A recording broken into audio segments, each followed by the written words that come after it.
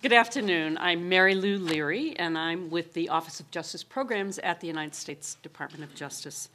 And it is such an honor to welcome each and every one of you and to be here with the Attorney General and with Vice President Biden to honor you and the work that you've done and the sacrifices that you've made. I want to thank my colleague, Denise O'Donnell, who's sitting right up here in the front. She's the director of the Bureau of Justice Assistance, and they administer the Medal of Valor program. Also to welcome Congressman Cartwright, Director Samuels from BOP, Acting Director of the ATF, Todd Jones, who's a Minnesotan with an officer here to be honored, and all the other special guests, and particularly family members. Thank you so much for joining us. And finally, thank you to the Medal of Valor Review Board members who've worked so hard to make this day happen. We're here to recognize 18 extraordinary individuals for their quick thinking, their selflessness, and their exceptional courage. They're law enforcement officers, corrections officers, firefighters who went way beyond the call of duty to risk and in some cases to give their lives for their fellow citizens and for their colleagues. As a reflection of the sacrifices that they're called upon to make, 4 of our recipients are being honored posthumously. Sergeant Thomas Bettinger, Deputy Cameron Justice, Trooper Joshua Miller, and Deputy William Stiltner. And today, we all pay tribute to their memory. And now, it's my pleasure to introduce our next speaker, the nation's very top law enforcement officer. As a career prosecutor, Eric Holder has worked very closely with public safety officers at the local and the federal level. I'll never forget working with him at the U.S. Attorney's Office in D.C. when he was the U.S. Attorney, meeting with the families of fallen officers, going to the funerals, sitting down with the children. This is a man who knows in his heart the sacrifice that law enforcement officers make, and firefighters as well. He is a true friend to the law enforcement community and does everything he can to give them the resources that they need to get their job done. So join me, please, in welcoming the Attorney General, Eric Holder.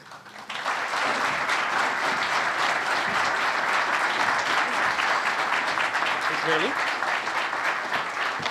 Well, good afternoon. Thank you, Mary Lou, for those very kind words, and thank you for your outstanding leadership of the Office of Justice Programs and for your dedication to supporting public safety officers throughout our great nation. It is a pleasure to be with all of you here today and a privilege to join Vice President Biden and so many distinguished public servants, including Congressman Matthew Cartwright, the Director of the Bureau of Prisons, Charles Samuels, the Acting Director, soon to be Director of the Bureau of Alcohol, Tobacco, and Firearms and Explosives, Todd Jones, and the Director of the Bureau of Justice Assistance, Denise O'Donnell, in paying tribute to this year's recipients of the Medal of Valor. Now, this is truly an extraordinary occasion. I am grateful for the opportunity to acknowledge and to personally thank each of our honorees and take note of their service to the American people, for their bravery in the face of great dangers, and for all that they've sacrificed in the name of public and community safety. I'd like to extend a special welcome to the colleagues, the friends, the invited guests, and the proud family members who have traveled from across the country to salute these really remarkable men and women. And I'd like to thank you for all that you've done to support those who we've gathered to honor and to make their achievements possible. Now, it's a privilege to share this moment with you as we celebrate the work of these really inspiring public servants and present them with one of our nation's most prestigious recognitions. Today's award recipients have distinguished themselves by going above and beyond the call of duty. And they now join the ranks of a select group of police officers and firefighters, sheriffs and EMTs, rescue squad members and highway patrolmen who have earned this accolade and who really elevate America's finest traditions of public service every day. From our biggest cities to our smallest towns, The people that we honor today stand on the front lines of the struggles against crime, terrorism, and threats to our most vulnerable communities. These Medal of Valor recipients have fearlessly responded to desperate cries for help and have courageously risked their own lives to secure innocent victims, protect fellow officers, and to end deadly assaults. Now, some entered a burning building without hesitation and without the protection of a fire hose to rescue an infant that was trapped inside. Another took quick and decisive action to subdue an armed and violent inmate plotting an escape from prison. And one of our awardees caught fire in brave temperatures over 1,000 degrees while carrying a victim to safety. Now, through these selfless acts and through the service that you render to your communities and fellow citizens every day, each of you has earned the deepest thanks of a grateful nation. And all of you have incurred a debt of gratitude that this country can only hope to repay. So while no words can really can fully capture the courage that you have demonstrated, I believe you now join a cadre of heroes whose actions will always be remembered. And it is my sincere hope that your Medal of Valor will stand as a timeless tribute to your achievements and a symbol of the tradition of excellence that each of you exemplify. And of course, even as we celebrate the conduct and the contributions that define this remarkable group of public safety officers, we have to be mindful of the fact that serious challenges and urgent threats remain before us. Just as this ceremony provides a chance to lift up the stories of our heroes, it also reminds us just how difficult and how demanding your jobs can be. But that's why, as I look around this crowd, I can't help but feel confident about where your efforts will lead us from here. So once again, on behalf of my colleagues across the Department of Justice, I want to thank you for all that you do. I'm proud to count you as partners in the work that remains our shared responsibility, and I congratulate you, really congratulate you on this well-deserved honor. Now it is my privilege to introduce one of our country's most principled leaders, a tireless advocate for public safety officers everywhere, and a very good friend of mine whose lifelong service and commitment to our nation are an inspiration to all of us. So ladies and gentlemen, I would ask you to welcome the Vice President of the United States, Joe Biden.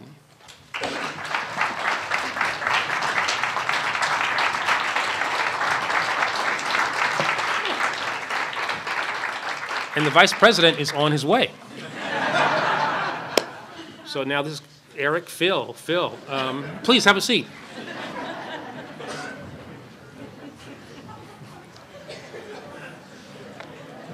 Okay. But truly, this is something that I've done with the Vice President over the last few years, and there are a lot of ceremonies that we do, but I have to say that, all are meaningful in some way, but some are more meaningful. And when you look at the summaries of what you all have done in order to be here in Washington, D.C. today, and you look at the fact that your names were chosen from a larger group of people who did truly extraordinary things, you really have, you really get a sense of what your contributions were like and the bravery that you showed. It's truly remarkable. When I think about, as I was reading this one last night, the notion of 1,000 degrees, personal on fire and 1,000. Who was that, by the way? That's pretty hot, right? That's like hotter than Washington in the summer. I mean, it's, and you think about those kinds of fact situations and remaining focused on what the mission is and then, saving people's lives. It's truly, truly amazing. So I want to thank you all again for all that you do. And now, once again, it is my privilege to introduce a good friend and a person who stands with all of us all of the time, the Vice President of the United States, Joe Biden.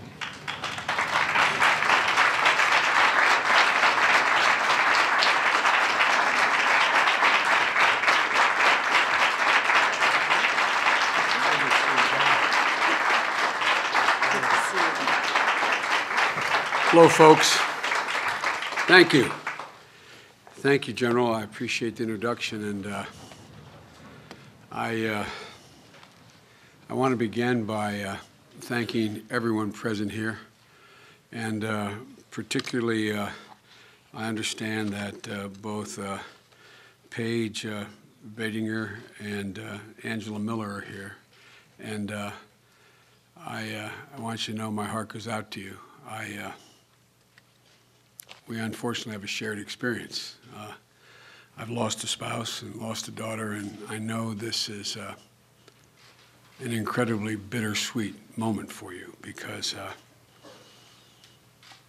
on every one of these occasions you relive the moment you got the call, and you got a lot more courage than I had some years ago. But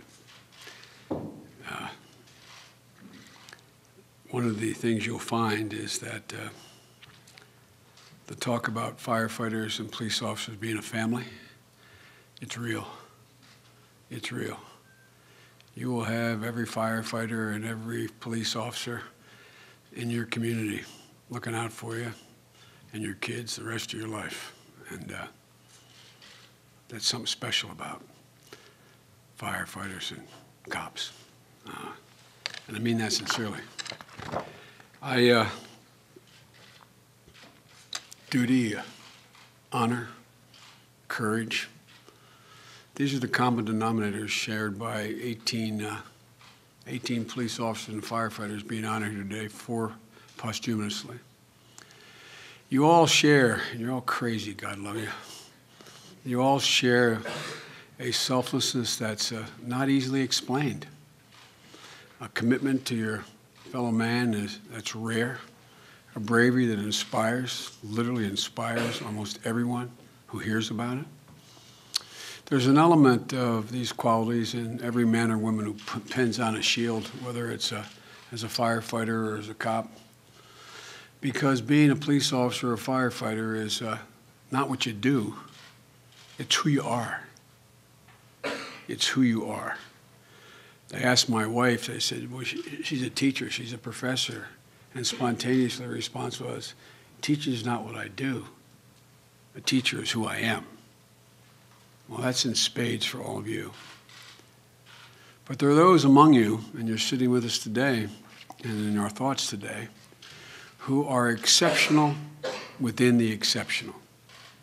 That's why we're here today, to honor those rare few who have looked certain danger in the face, faced it with incredible valor, and all the while saying, it's my duty.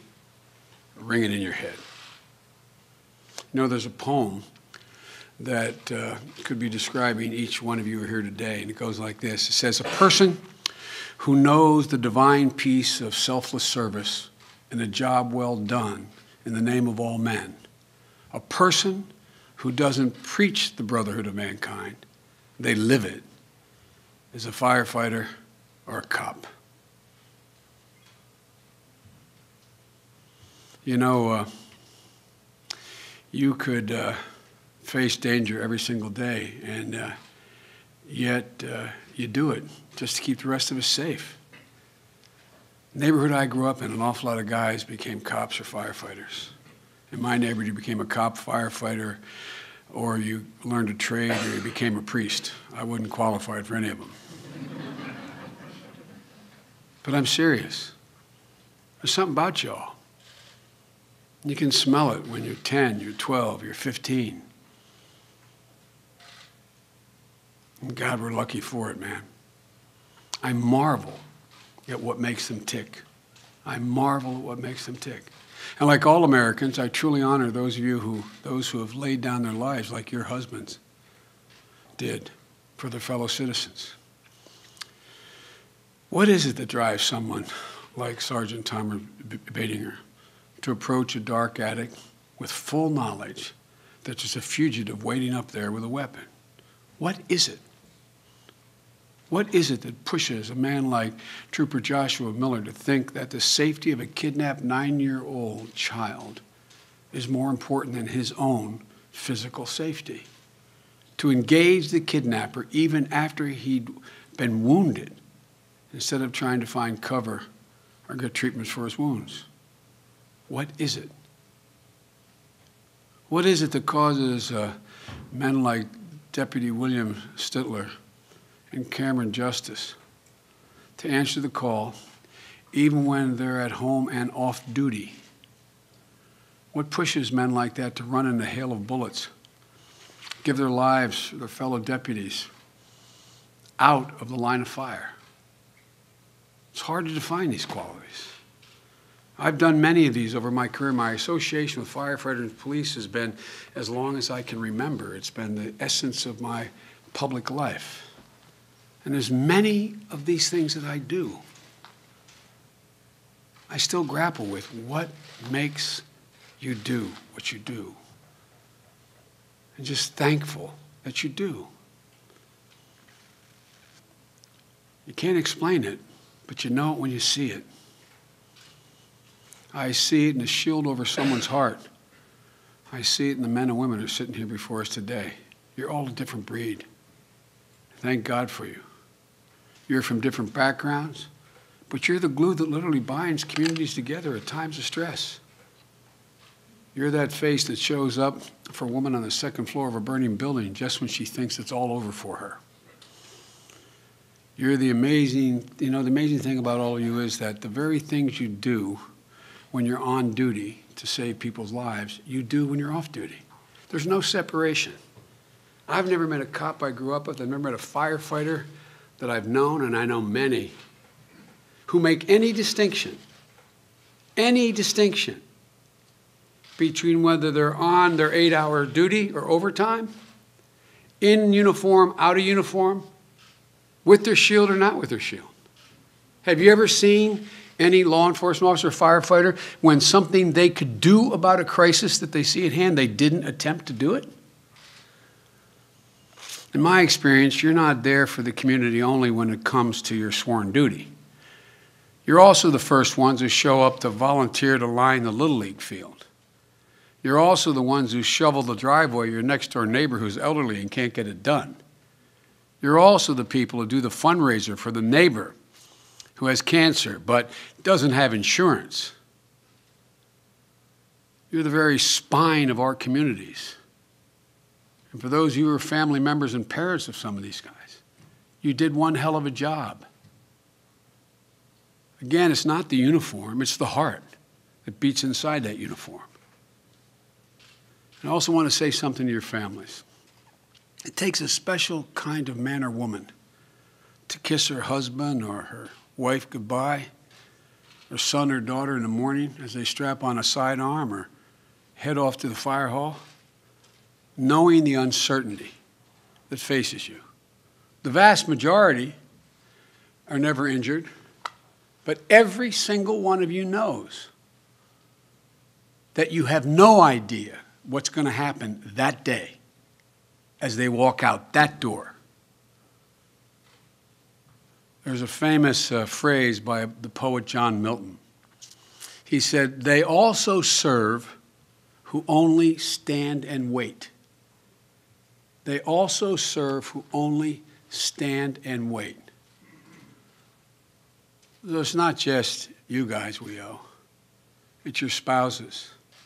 It's your mothers. It's your fathers. It's your children. Because every day, a little tiny piece of them ticks when they hear on the news, there's a shooting downtown. There's a 3-alarm at such and such a place. Every one of them, just for that moment. We owe you a debt we can never repay you, particularly the families of Joshua, Thomas, Cameron, William. You all belong to a fraternity, and as horrible as it is, there'll always be people watching out for you, unlike any other circumstance. Firefighters and cops, like soldiers, leave no one behind. Leave no one behind. And I hope you all gain some comfort from knowing that. You'll always have people standing with you. So I apologize for being so personal, but to me, this is personal. To me, you are, as I said, the spine of the country. You and those thousands of kids who strapped on combat boots and headed off to Afghanistan and Iraq, and some of you did that too. You're the heart, you're the soul, you're the spine of the nation. And the really sad thing is that it takes an extraordinary act for the community to rise up and recognize what you do. Although you know it. You know it. So I want to thank you all on behalf of myself, on behalf of the President, and presumptuous of me to say this, but on behalf of the American people, who are safer, feel safer, are more secure, feel more secure in their lives and their homes because of what you all do. In these few words, I obviously haven't been able to pay tribute to the incredible men and women we're honoring today.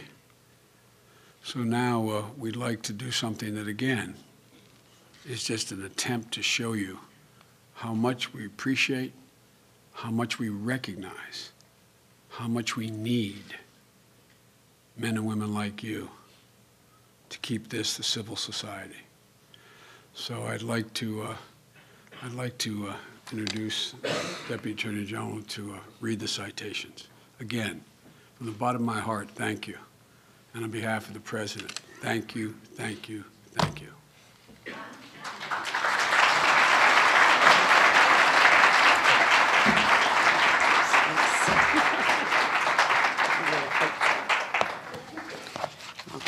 Thank you so much. It's powerful, and we're grateful for your words. Most of all, we're grateful for your leadership and for your genuine spirit of appreciation and everything you do to support law enforcement across this country and firefighters and corrections officers. So it's now my honor, deep honor, to confer the medals, and I will read the first citation and then ask the first recipient to come forward over here to receive a medal and a certificate, and then we'll do the same for each of the remaining recipients. In the case of our fallen honorees, I would ask that their family members or agency representatives accepting on their behalf come forward. First, we'll confer the 2009-2010 medals, then the 2010-2011 medals. And the first recipient of the 2009-2010 Medal of Valor is Officer Julie Olson of Maplewood, Minnesota Police Department. And on September 7th, 2009, Officer Olson was called to assist a fellow officer from North St. Paul, Officer Richard Crittenden. Officer Crittenden had answered a call it was a domestic violence call, a woman whose estranged husband had come to her apartment. This woman had an order of protection against the suspect, and the North St. Paul Police Department knew him well. They had dealt with him many times. Officer Olson and Officer Crittenden arrived on the scene at the same moment. They entered the woman's apartment, and Officer Crittenden was immediately attacked by a man who was holding a flaming cloth. Officer Crittenden pushed the residents in the apartment out of the way, and he was struck in the face and the side of the head. And during the struggle that ensued, the suspect grabbed Officer Crittenden's sidearm and fired one round point blank at his head, and he died. The suspect then fired on Officer Olson, shattering her spare magazine and injuring her arm. She returned fire. She struck him several times, and then she backed out of the apartment. She immediately reloaded and re-entered with another officer. They disarmed and handcuffed that suspect, who subsequently died at the scene. Officer Olson, I don't know how you kept your composure under that stress, but bringing an end to a terrible situation. We thank you and congratulate you.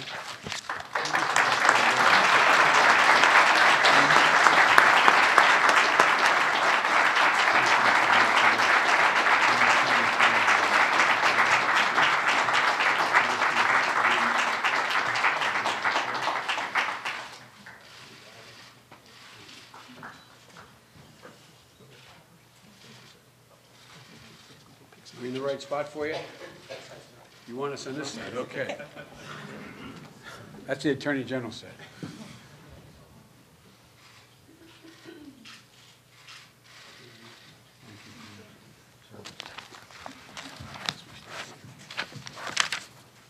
The next recipient is Officer Rashima Taylor of the Osceola County, Florida Corrections Department.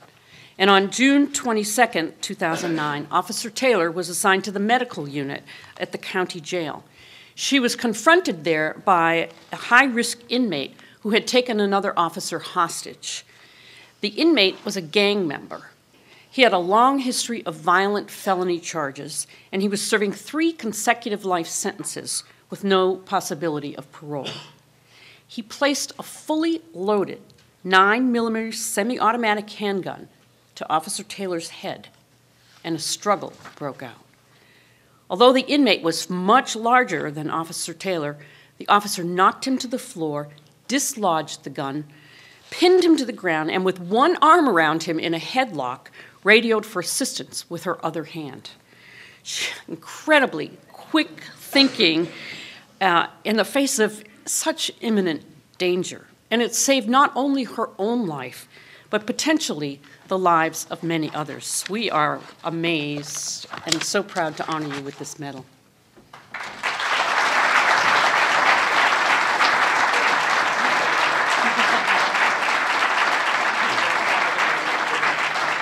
I'm going to try to do this right. You face out there, and I'm going to come behind you and do it, okay?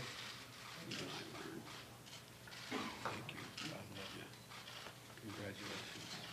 Thank you so much. Get our picture here.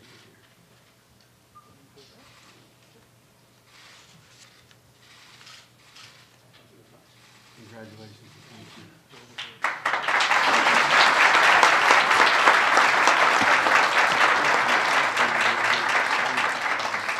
And next, we honor wildlife officer Michael Neal of the Arkansas Fish and Game Commission. May 20th, 2010, Officer Neal answered a call for assistance after 2 police officers from West Memphis were shot and killed during a traffic stop. The shooting suspects were in a van in a parking lot, and they were using an AK-47 assault rifle and a handgun to fire on Sheriff Dick Busby and Chief Deputy W.A. Wren.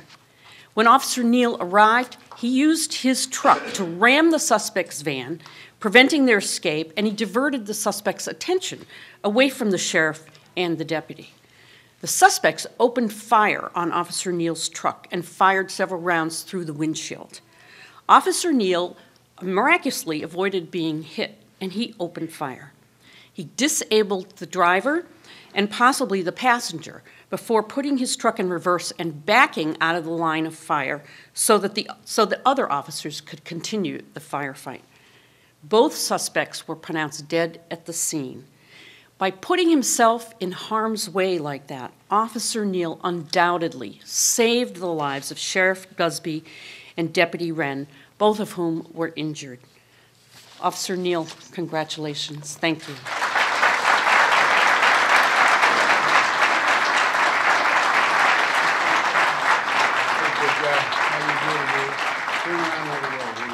Well, thank you, man. Thank you.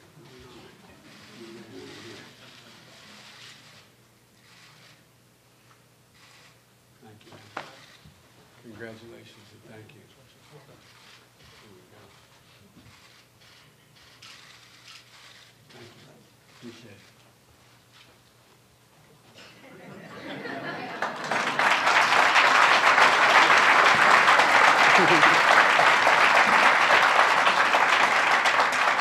And next, we honor Officer Sean Holler and Officer Rafael Rivera of the California Highway Patrol. February 25th, 2010, officers from the Fresno County Sheriff's Office were trying to serve a search warrant at a residence in the town of Minkler. As they approached the door, they came under intense gunfire, and one of the deputies was killed. After hearing the call over the radio for shots fired, Officer Haler responded to the scene and exchanged gunfire with that suspect.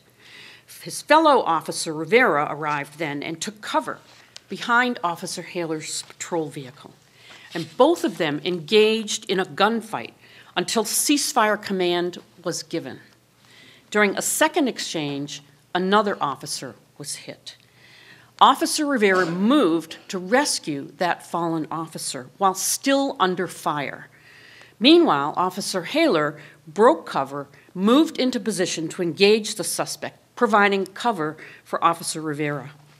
Officer Rivera was able then to move the injured officer to a protected position, although sadly, he did not survive his own injuries. And the assailant then committed suicide before the officers were able to enter the house. Both Officer Haler and Officer Rivera placed themselves in immediate and intense danger to save a fellow officer. Just as Vice President Biden said, they never leave anybody behind. We are so grateful for your actions. Officer Haler, would you please come forward?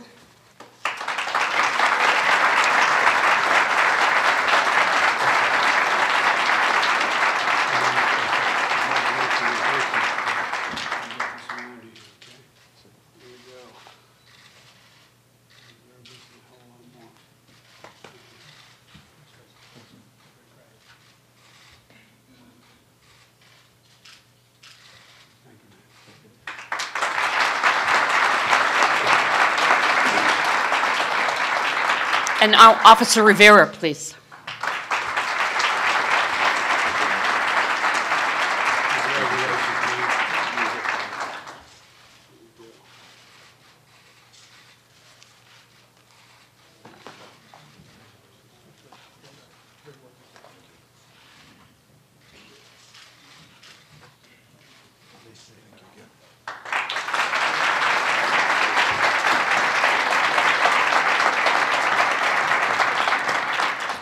The next recipients are Trooper Robert Lombardo and fallen Trooper Joshua Miller of the Pennsylvania State Police. June 7th, 2009, Troopers Miller and Lombardo joined in the pursuit of a man who had threatened his wife with a gun. Then this guy abducted his 9-year-old son. After a 40-mile chase, Trooper Miller employed a maneuver to bring the suspect's vehicle to a stop. Recognizing that this child was in immediate danger, he and Trooper Lombardo approached the driver's side of the Honda, using their batons to shatter the window. The subject then fired shots from a 9mm handgun. He struck Trooper Lombardo once in the left shoulder and Trooper Miller in the right thigh and the neck. Despite Officer Lombardo's injuries, which paralyzed his left arm, he did not seek cover. He continued to engage the assailant, who died at the scene. The suspect's son was rescued, uninjured. Trooper Miller was flown to Lehigh Valley Hospital in Allentown, where sadly he was pronounced dead. Trooper Lombardo was treated for his wounds and has since returned to duty. We honor both Trooper Miller and Trooper Lombardo, and we pay a debt of great honor to Trooper Miller for making the ultimate sacrifice. Trooper Lombardo, would you please come forward?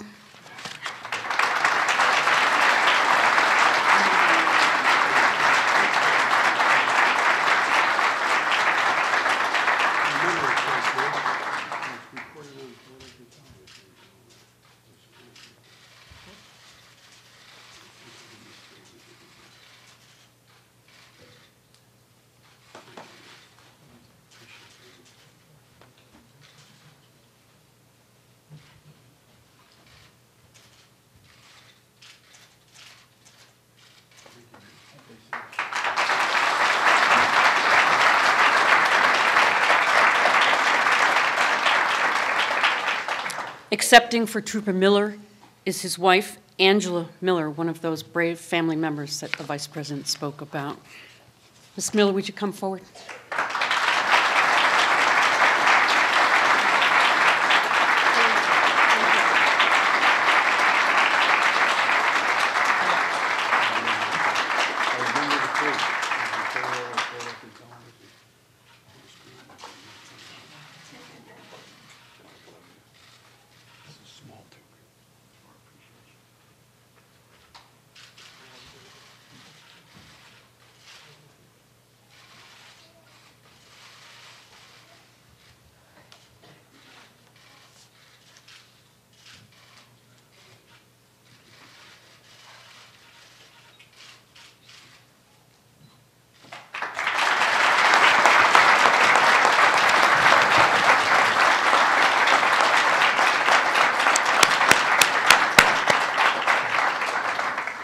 And now for the 2010-2011 honorees.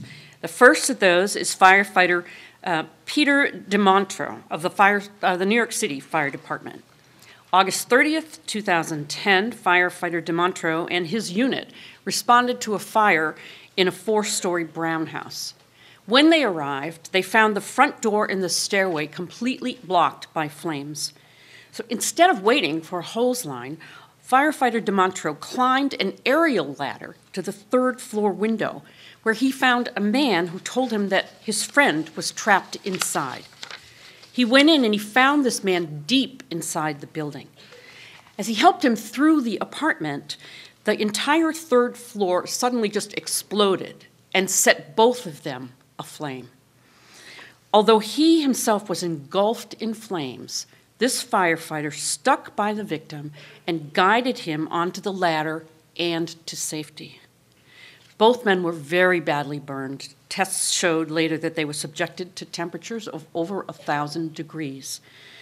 But they both, thank God, survived, thanks to firefighter DeMontro's quick thinking and mostly his skill and his courage. Congratulations.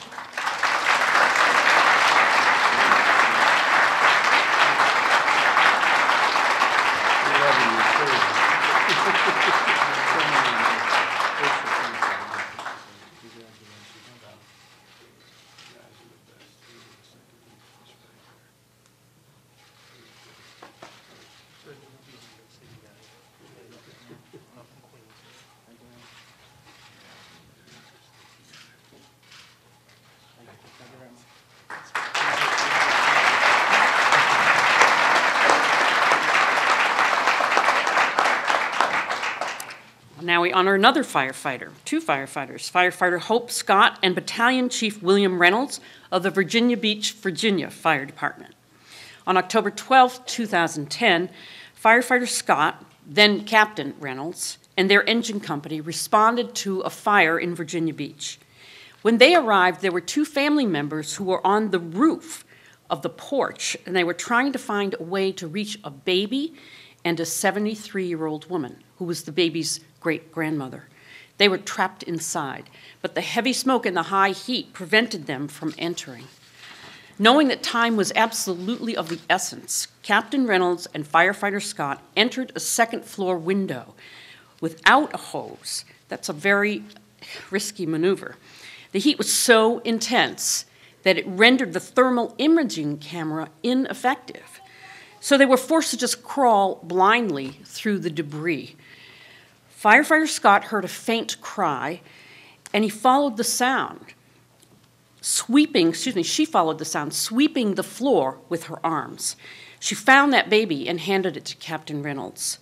That baby made a full recovery, was brought to safety, made a full recovery, and did not suffer any major medical effects. Incredible.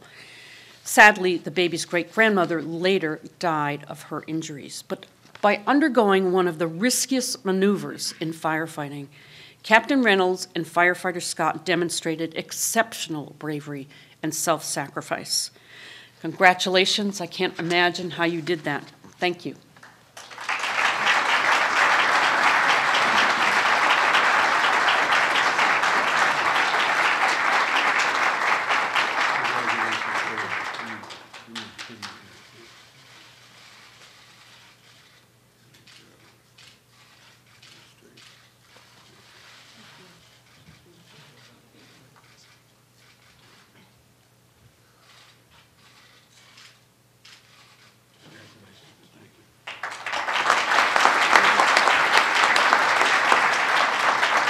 And Battalion Chief Reynolds.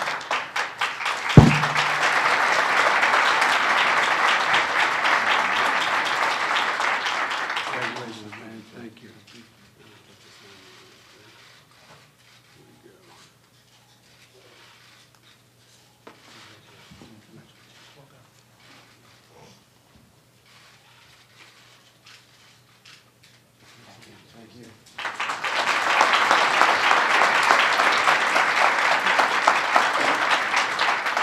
Each story is more inspiring.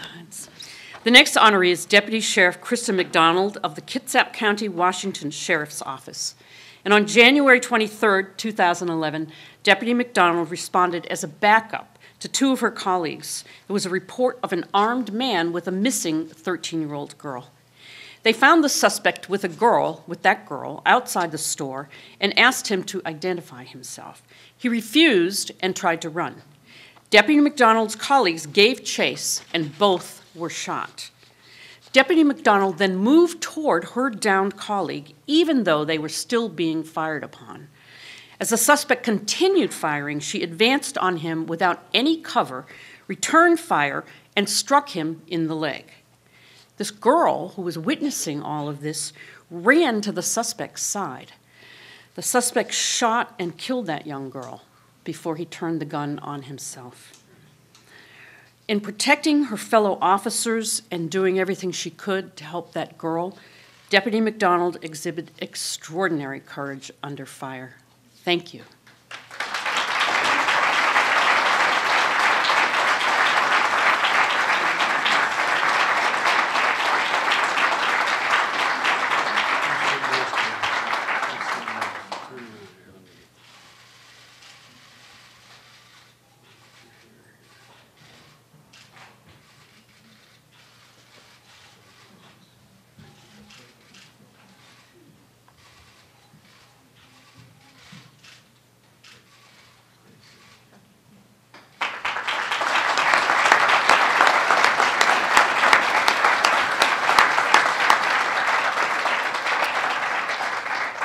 Our next recipients are Officer Timothy McClintock, Officer Max McDonald, Officer Douglas Weaver, Sergeant Carl Lounge Jr., and fallen Sergeant Thomas Batinger of St. Petersburg, Florida Police Department.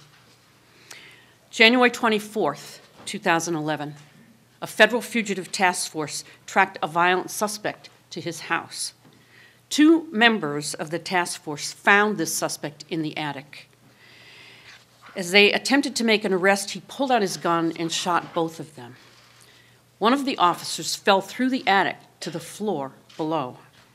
The suspect moved the other fatally wounded officer to an attic opening, trying to lure the fellow officers in.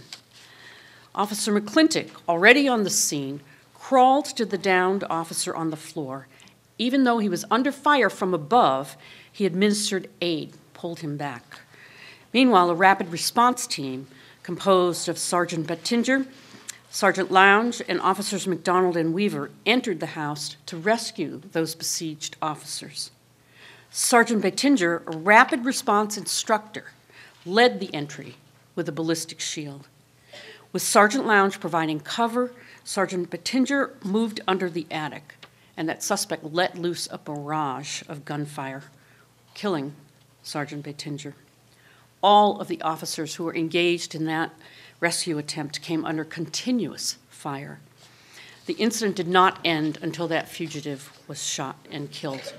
Under incredibly challenging and dangerous circumstances, confronting an assailant who had the advantage of cover, these 5 brave men risked their lives to rescue their fellow officers and to bring a fugitive to justice. In doing that, Sergeant Batinger made the ultimate sacrifice. I first ask Officer McClintock to come forward.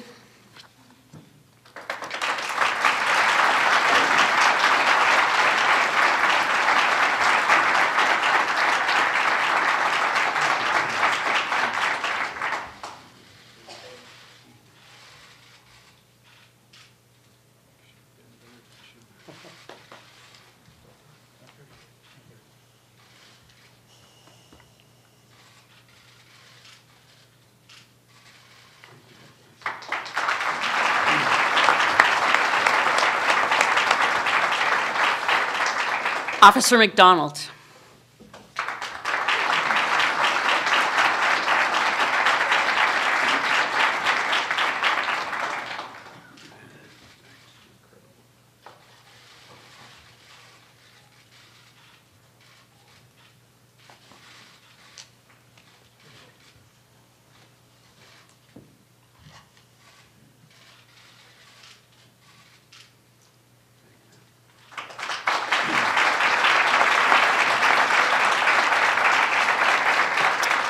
Officer Weaver.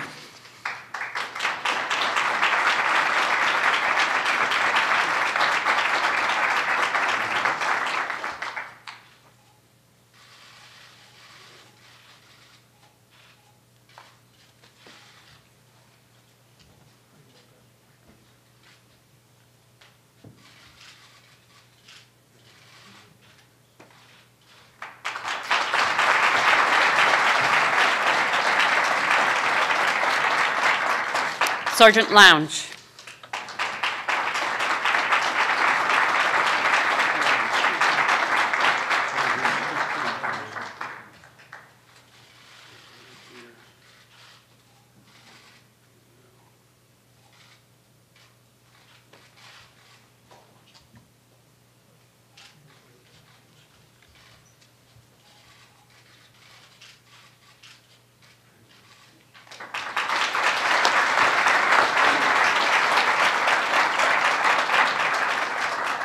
And now accepting for Sergeant Batinger is his wife, Paige Batinger.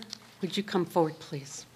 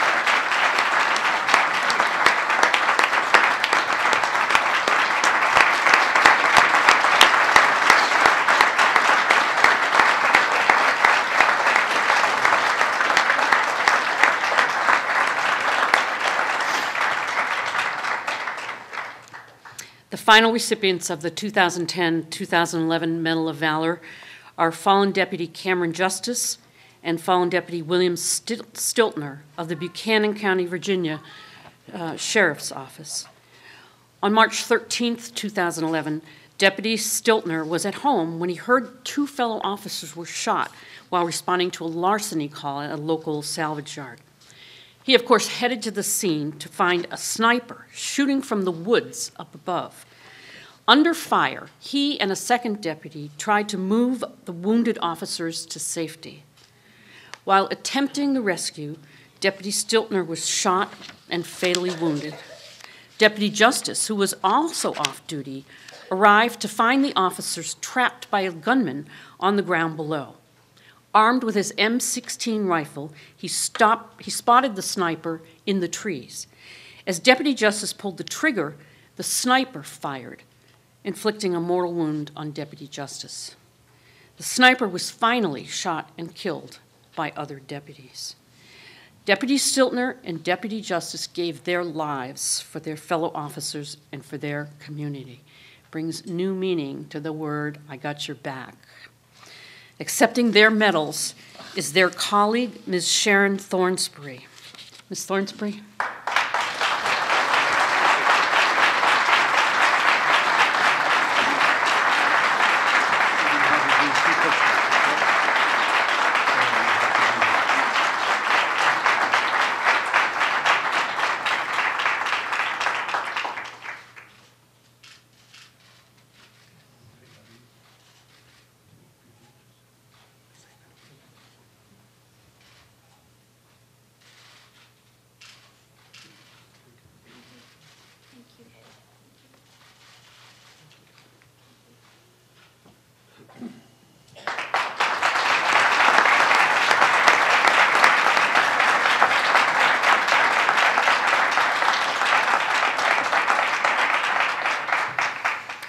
Thank you. And again, we honor all of our recipients. We owe you so much. And I know I speak for the Vice President and for the Attorney General when I say what a privilege it has been for us to confer these medals. If I could make one more request, would like to have the honorees and Director O'Donnell come to the stage for a group photograph. So please, everyone, if you could remain in your seats until those photographs are taken. But if all the honorees would come to the stage, we'd appreciate it.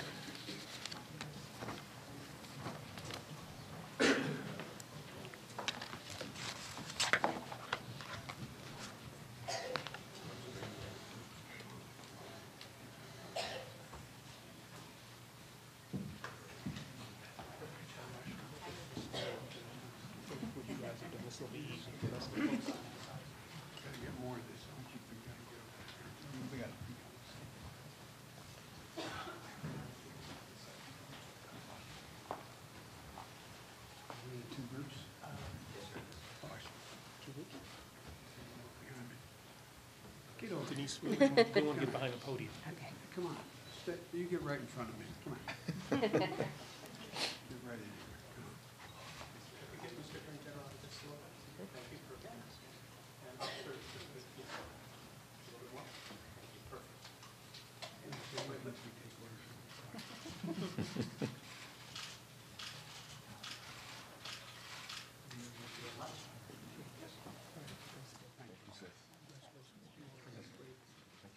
Thanks, man. Thank you very much.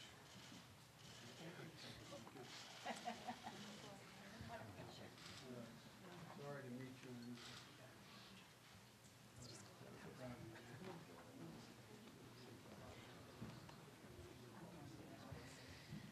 And that concludes our ceremony. Oh, excuse me, one more group.